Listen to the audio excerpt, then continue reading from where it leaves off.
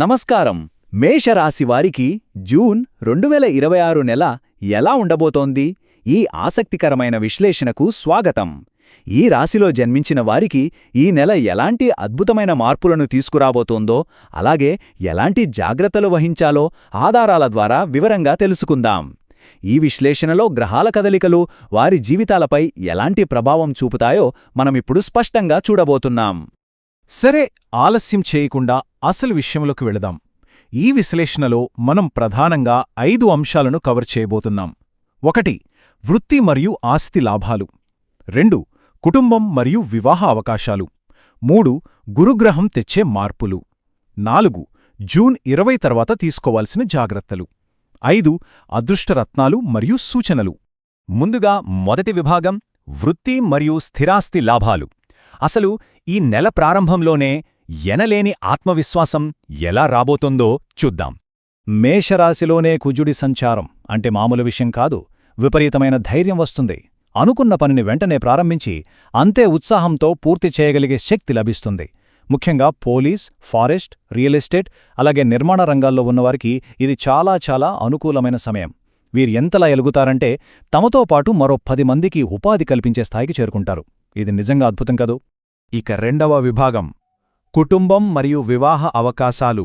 Career నుంచి personal లైఫ్లోకి వెళ్తే ఏం జరుగుతుందో చూద్దాం.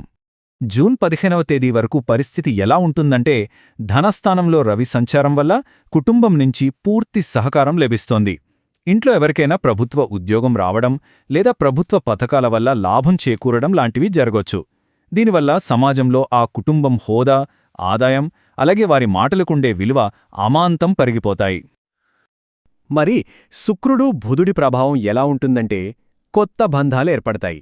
ముఖ్యంగా వివాహ ప్రయత్నాలు చేస్తున్న యువకులకు ప్రయాణాల్లో లేదా ఫంక్షన్లలో కొత్త పరిచయాలేర్పడి అవి ఏకంగా నిశ్చితార్థం లేదా పెళ్లి వరకు వెళ్లే అవకాశాలు పుష్కలంగా ఉన్నాయని మూలాలు చెబుతున్నాయి. ఇదంతా వారిలో మెరుగయ్యే కమ్యూనికేషన్ స్కిల్స్ వల్లే సుమా. ఇక 3వ విభాగం, ఈ నెలలో అత్యంత కీలకమైన ఘట్టం. అదే గురుగ్రహం తెచ్చే అనుకూలమైన మార్పులు.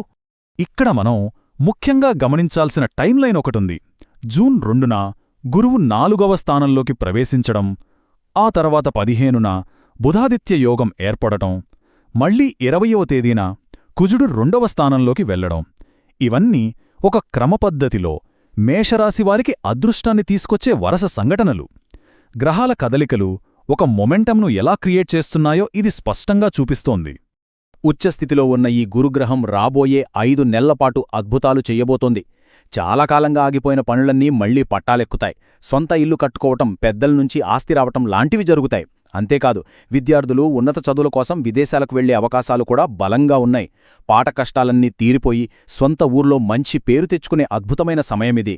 ఇక్కడ మూలాలలో ప్రస్తావించిన ఒక ప్రత్యేకమైన పదం గురించి మనం మాట్లాడుకోవాలి. అదే బుధాదిత్య యోగం. జూన్ 15 తర్వాత ఏర్పడే ఈ యోగం విద్యార్థుల అకాడమిక్ విజయాలకు బ్రహ్మాండంగా సహాయపడుతుంది.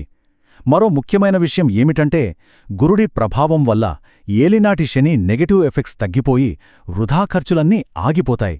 ఆ డబ్బును ఇల్లు, గుడిలాంటి మంచి పనుల కోసం ఖర్చు చేసే వాతావరణం ఏర్పడుతుంది. ఇక 4వ విభాగం, జూన్ 20 తర్వాత తప్పనిసరిగా తీసుకోవలసిన కొన్ని ముఖ్యమైన జాగ్రత్తలు. అదృష్టం ఎలాగైతే వస్తోందో అలాగే కాస్త అప్రమత్తత కూడా అవసరం. అసలిక్కడ గమనించాల్సిన అతి ముఖ్యమైన పాయింట్ ఏమిటంటే, కుజుడు ధనస్థానంలోకి రావడం వల్ల భూముల అమ్మకాలతో విపరీతమైన ఆర్థిక లాభాలు వస్తాయి. కాని అదే సమయంలో మాటలో కాస్త కాఠిన్యం పెరిగే ప్రమాదముంది. దీనివల్ల కుటుంబ సభ్యులతో ఘర్షణలు రావొచ్చు, అలాగే అకస్మాత్తుగా ఖర్చులు కూడా పెరగొచ్చు. కుటుంబమంతా పనుల్లో బిజీగా ఉండి సరిగ్గా మాట్లాడుకునే సమయం కూడా దొరకకపోవచ్చు. అందుకే మాట మీద అదుపు సాధించడం ఇక్కడ అత్యంత కీలకం. చివరిగా 5వ విభాగం, ఈ గ్రహశక్తులను ఎలా వాడుకోవాలో చెప్పే అదృష్ట రత్నాలు మరియు సూచనలు. ఇది చాలా ఆసక్తికరమైన సమాచారం. ఏ రత్నాలు వాడచ్చు, ఏవి వాడకూడదు అని చాలా స్పష్టంగా ఇక్కడ విభజించారు. గురుగ్రహం యొక్క సంపూర్ణ అనుగ్రహం కోసం కనక పుష్యరాగం 100% సిఫార్సు చేయబడింది. కాని వజ్రం, నీలం లాంటివి మాత్రం సరైన పరీక్ష లేకుండా అస్సలు ధరించకూడదని ఖచ్చితంగా చెప్పారు. పగడం ధరించడం వల్ల విపరీతమైన ధైర్యం రావడమే కాదు, సొంత ఇంటి కల కూడా నెరవేరుతుంది. ఇక వ్యాపారస్తులకు, విద్యార్థులకు పచ్చరత్నం చాలా మేలు చేస్తోంది. ఇందులో ఆశ్చర్యకరమైన విషయమేంటంటే ఈ పచ్చరత్నం పెద్దదిగా చాలా ఖరీదైనదిగా ఉండాల్సిన పనిలేదు. కేవలం అర క్యారెట్ లేదా ఒక క్యారెట్ ఉన్నా కూడా అది సంపదను ఆకర్షించడంలో అద్భుతంగా పనిచేస్తుందని మూలాలు వివరిస్తున్నాయి. ఇక నీలం రత్నం విషయానికొస్తే ఇతరులు చెప్పారని గుడ్డిగా ఎప్పుడూ ధరించకూడదు. ఇక్కడ సూచించిన ఈ సులభమైన టెస్ట్ చూడండి.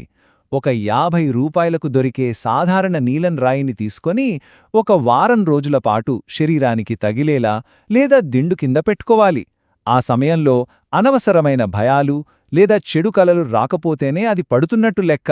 ఇది చాలా అద్భుతమైన సేఫ్ అయిన టెస్టింగ్ ప్రాసెస్. మొత్తం మీద చూస్తే జూన్ 2026 మేషరాశి వారికి ఒకవైపు అపారమైన సంపదను, వృత్తిపరమైన ఎదుగుదలను ఇస్తోంది. కానీ అదే సమయంలో కఠినమైన మాటలు అనేవి ఒక పదునైన కత్తిలాంటివి.